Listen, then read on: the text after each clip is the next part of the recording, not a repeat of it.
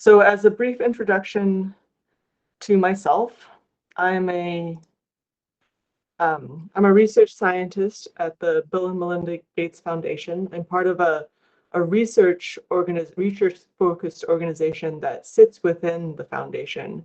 And so a lot of the work that we do is informing some of the sort of the strategic decisions that are being made at the foundation, as well as with external partners for public policy, for public health related questions. So our organization has, a number of different types of analyses and workflows. The thing that I tend to focus on is disease modeling. And disease modeling, has a variety of different flavors that it comes in. You might be looking at how the disease progresses within the human body, being able to think about how, for example, our fascinating and complex and really important immune system works. But you also might be thinking about how diseases spread throughout a community. We know the importance of washing our hands, right, and covering our sneezes, and we also see in the news concerning foodborne or vector-borne. So, for example, diseases spread between birds and humans, as well as sort of environmental factors such as diseases in the water. And we can build models that can capture important elements of how the diseases are spread throughout these mechanisms. And I'm not going to focus on a particular example here. I will have an example from measles, but really the focus of my talk is to step back on this general problem of, well, how do we actually run the various types of models and think about uncertainty for the results and also the inputs that go into them. So disease modeling generally, and these aren't, mutually exclusive categories of the role that they have. You can have, for example, nowcasting, which is really important when an outbreak is happening. Is the outbreak spreading at an exponential rate? Or is it being contained by whatever type of interventions are being deployed in the community? You might also want to do forecasting, what's going to happen in the future based off of what is happening currently. And a third sort of general bucket is policy. What are the different types of actions that an organization or a political body might be thinking about, and what are the implications what are the implications there? And for these three examples, which are from COVID, so you're probably familiar with some of the sort of dashboardy-like things, you see things that look like error bars, right? There's shaded regions for the reproductive number. We see some individual trajectories for the hospitalizations, as well as some error bars here. But in terms of what actually goes into making these error bars and what they represent is actually a bit of a sticky business, and really challenging.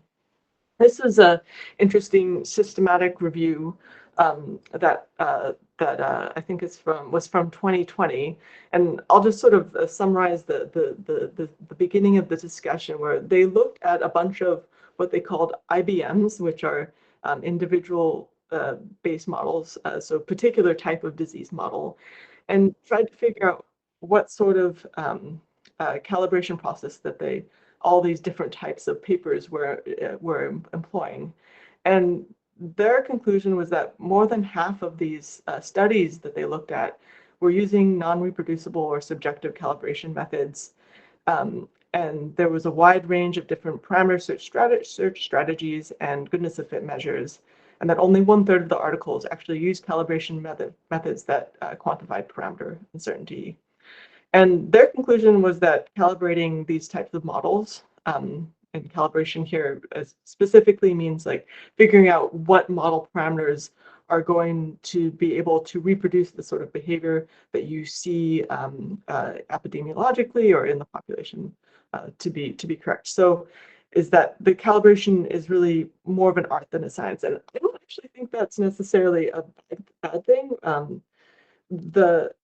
it's really meant to be a mix, right? We need to be able to incorporate expert knowledge, understanding of the system, and sort of a feedback loop, I would argue, to be able to solve the problem correctly. We can't just automate everything. I mean, um, I think there's like this fine balance between automation and also being able to have the human in the loop.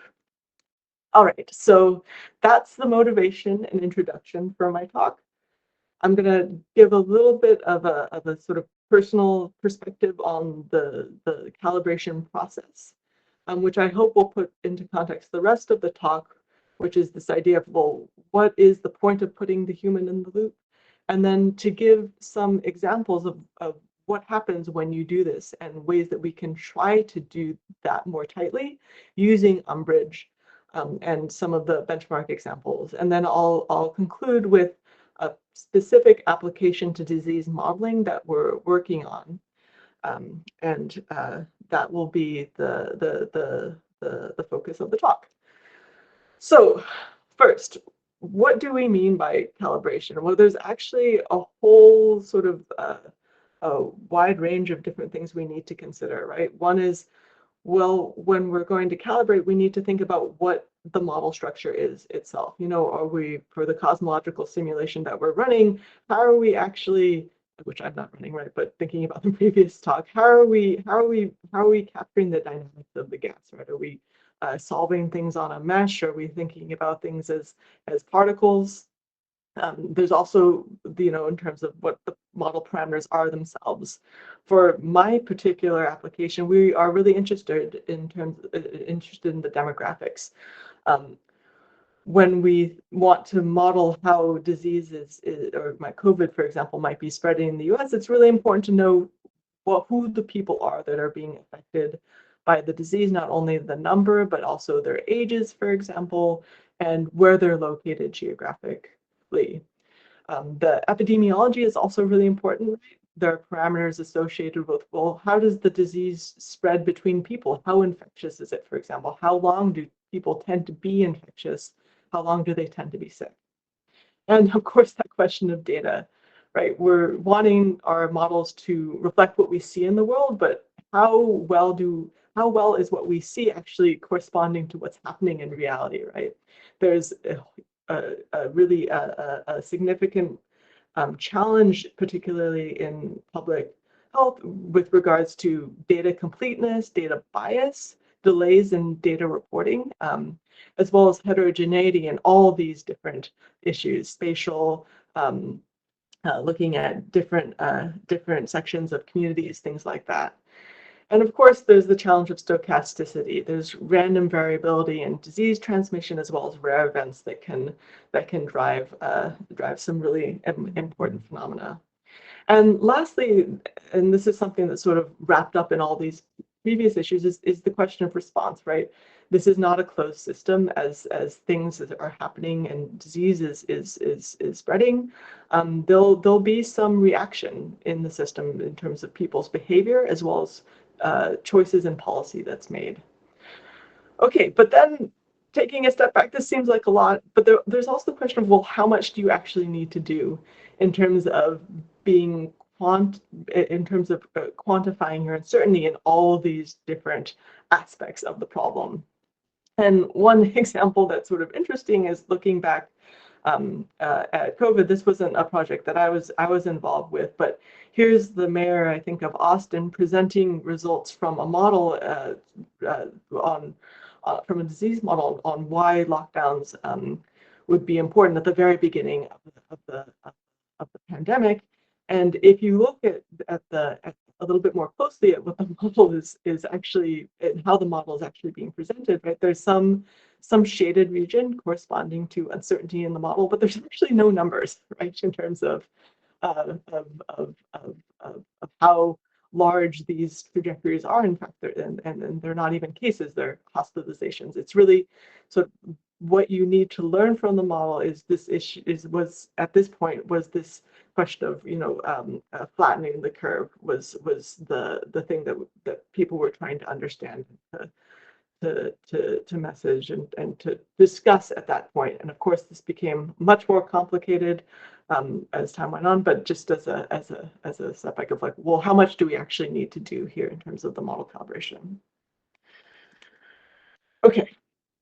So how does one go about doing this? This is sort of distilling at least a thought process, maybe my thought process, maybe someone else, which is you sort of start with like, well, what is the point of the project, of the analysis? What data do I have to be able to constrain it? Well, what data might I need if I don't have if I don't have enough data? What tools will I use? And then for that particular tool or model, what parameters are relevant for the problem and which will I fix and which will I calibrate? And do I even have a sense for what those parameters or what their values might be? And then, of course, how am I going to calibrate the model? And once I've done that, have I done a good job with the calibration? Is it valid? How sensitive are my results to the calibrated model? And of course, refining. Not only looking and assessing myself, but also sharing the model results and getting feedback from people who might have people who have a different perspective on the problem. And one thing I'll note here is this is really just a thought process, right? This is actually computation that's going on inside my head. There's a whole slew of actual sort of tooling and compute that's being done on the machine. But there's a lot of work that's being done in my head. And this is the idea of why it might be so helpful to be able to put the human in the loop. And this is more than just sort of iterating on calibration runs. This is the idea of putting the human as close as possible as the model is running, as the model is being calibrated, as the model is as you're doing some form of propagating uncertainty. And this has to do with a little bit of like, we in the end, how well you can do these calibration processes, set up the model, it really is a reflection of, well, how well did you know the answer in the end? Like, it's like you can solve them, you can finish a maze really quickly if you have a map of it. And so there's like a bit of a chicken and the egg problem, which is why it's really useful to put the human close at one point to the problem so that we can iterate quickly and find a setup that will solve things in an efficient way. Okay, so why Umbrage? Well, Umbrage provides a way to develop and really test this concept of sort of human real-time visualization to enable faster analysis. It has this really nice standardized I/O, and the workshops tomorrow will talk a lot more about the benefits and the setup of Umbrage. It has these Dockerized environments, so I can try a lot of different examples and run them quickly on any machine that I might have. But there are challenges, of course, which is, as I'm building out these different examples, I might have to develop the model that's contained in the Docker, and so there's some work there, and then also limited access to the model state.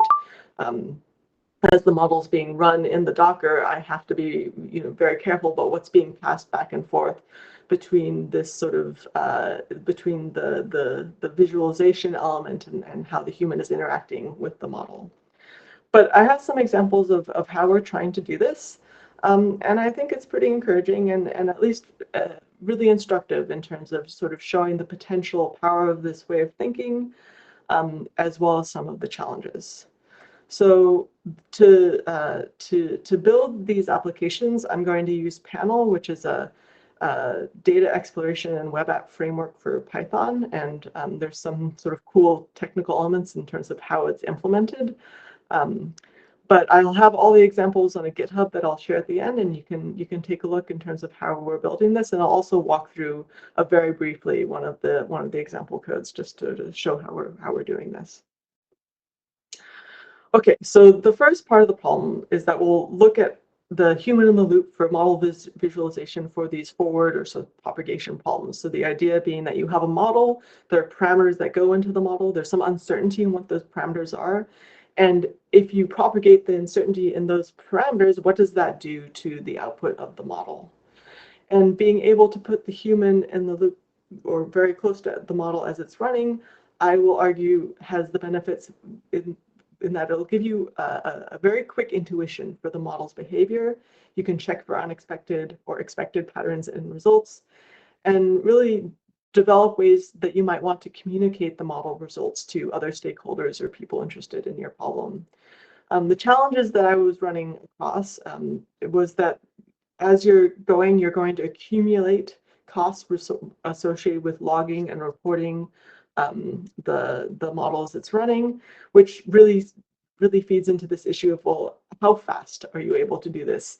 Really, in some sense, we're limited by my attention span. There's always the, like, when you run a model, does it take too long to go get a cup of coffee? That's usually my rule of thumb for whether or not I can do things interactively. But I think my attention span has actually shortened with time, to be honest. So, and then the other aspect of the speed is the speed it requires to develop these things. All right, so the first example is one that I'm using from the Umbrage library, which is this cantilevered beam example. So the setup is that you have a beam that has 3 different stiffness parameters, M1, M2, and 3, as you move from left to right in the beam. And what the model does is it basically gives you displacement value for the beam as a function of position along the beam. And so in the example online, they have this nice demonstration of if you have 3 different values of these beam stiffness parameters drawn from a uniform distribution between 1 and 1.05. Then you can draw a bunch of, you can basically forward propagate this model to look at the displacement values. And here's a bunch of just different samples from those simulations. And then these distributions here on the bottom of the figure are specific locations along the beam. One where I think at this position 10 and then around 25, where you can sort of where you can see how the displacement looks like at that particular location.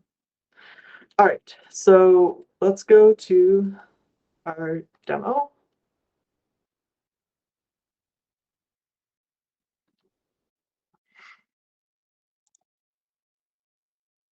This is the one that I'm going to show. I'm also going to show.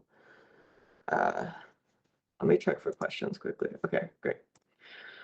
All right, so what we have here, just to quickly situate ourselves, is I'm going to have that same figure of displacement here, and then the 2 distributions as histograms to the right of it.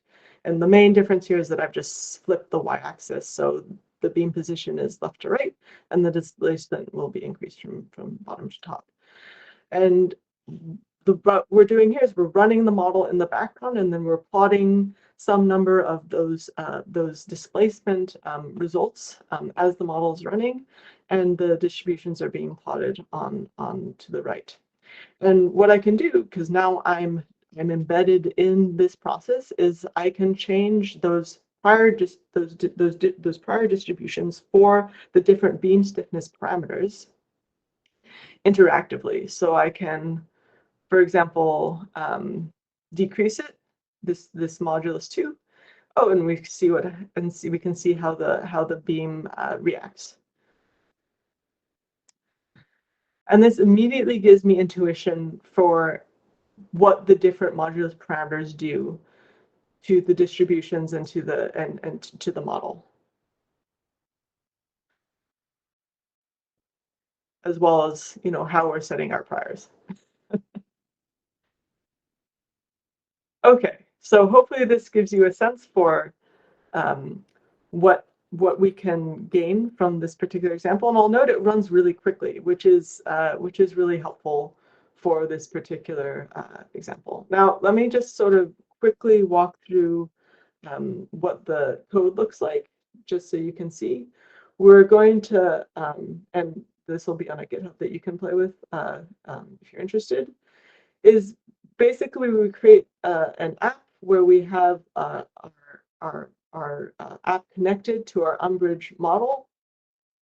We initialize some data buffers that we're going to use to be able to keep track of the model results. We have some stepping function that draws values from our distributions and then saves those values. And we have some widgets that we're going to be using that we use to control those distributions. And then we have the plots that we're using to visualize the results. And that's the basic idea that we can then apply to some other examples as well. And given time, what I'll do is I will jump to the next example, which is thinking about inverse problems, and I'll just stay in this view, which is that for the inverse problem, which is essentially the sort of sampling problem, it gives you intuition for the calibration process. And also helps you check for unexpected behaviors are the two that I want to highlight. And the challenges, again, are speed, as well as this issue of there being few predefined hooks for a lot of the backends that we want to use. So I'll be using PyMC in this next example, where I'm going to use the analytic donut example, which is also from the Umbridge benchmarks.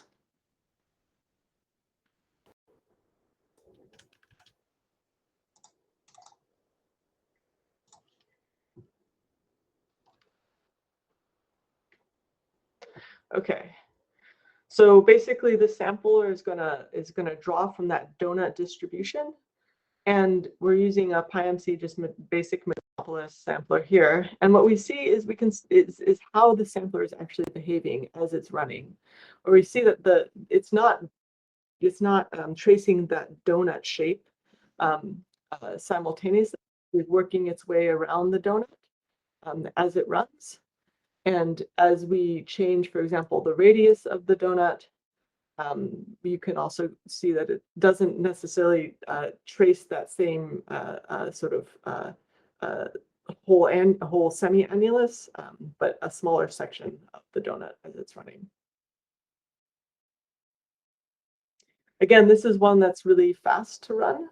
I have another example that's really slow, but for time, I'm just going to skip that. And we're going to jump straight to the example for measles. So this particular example is one that's a very classic result, where it looked at historical measles data for England, and we have historical measles data for England and Wales from 1945 to 1995. And I just want you to focus on this top left figure here, which shows the number of cases on a log scale as a function of time. And what you see is in the pre-vaccination era, so before 1967, you have these biennial outbreaks, so outbreaks happening every 2 years. We also have data for, I think, about 1,000 different cities located in England and Wales. And the other classical result was that as you looked at how outbreaks occurred on the spatial map, you see outbreaks happening in the larger cities, for example, London, and then the disease spreading outward from that central node. So these sort of traveling waves. And you can quantify that by looking at a phase difference. If you think of these outbreaks as being essentially a wave, you can look at where the peaks of the waves are happening relative to each other and look for a phase difference between those peaks, that are just basically a displacement difference, and see that wave propagating. For example, if you look on the bottom left figure, these are individual towns within 30 kilometers from London, and and this paper plotted that phase difference, and you see there's this sort of increasing or decreasing phase difference as you move away from London. So those are two classical results that we would want to make sure that our model can reproduce. And human in the loop here, we can try to get some sense of what might be involved with capturing those phenomena. Okay, so to situate what I'm going to have here is on this left figure here, I'm going to have basically a prevalence map, so just a fraction of cases in each of the cities in London, and the intensity of the dot is corresponding to the number of cases, and the size of the dot indicates the size of the city. So this large dot here, or circle, is London, and we have Manchester up here as well, and Liverpool, I think, is also one of the larger cities. All right, so when we start the simulation, we actually see that there's just annual outbreaks that are being driven. To try to get a biennial outbreak, well, we might reduce the strength of the transmission that's happening. Oh, so what that does is it allows more susceptible people to build up in the population before the outbreak is sparked, creating longer gaps between when outbreaks happen. Okay, well, that's very interesting. What about this issue of waves? So if we zoom into London, what do we see happening there? Well, just looking at it, it's a little bit hard to tell, but it's not entirely clear that I see a wave, right? But I can layer on that same type of calculation in terms of every 4 years now, I'm going to calculate those phase offsets. So that's what's being plotted on the right. And here, this is in radians, so 70 degrees, it's not the same scale, but it's not entirely sure that we see a wave here. But maybe what we could do is say, well, let's actually reduce the amount of the strength of the connection between the different locations as you increase the distance. So that's what the distance exponent does. It's basically like a gravity model, right? So we'll try that. And I'm going to stop this calculation so we can gather up some data more quickly. All right, and let's see what that does to the distribution. This is a system that has a little bit of a chaotic behavior, so we don't always get the same result.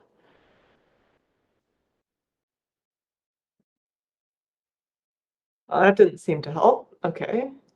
Then another thing we might try to do is reduce the amount of sort of the strength of the connection overall. So that's the mixing scale here. Let's gather up some more data. I think I have a buffer of 8 years that I'm calculating over, so. But just looking at it, it looks like we might be getting something.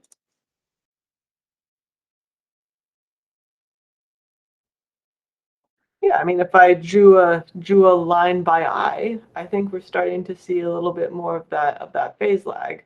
But really should one would want to do the analysis. And then the other thing one can do is, well, let's play with the seasonality a little bit. So increase the sort of how much transition happens during the high seasons and see what happens there.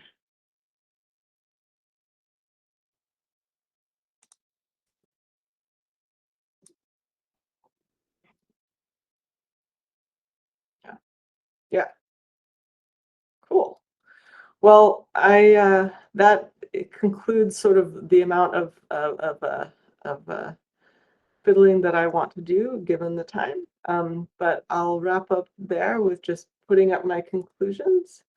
And again, I have the GitHub here if you want to play around with any of these apps and demos, as well as my email.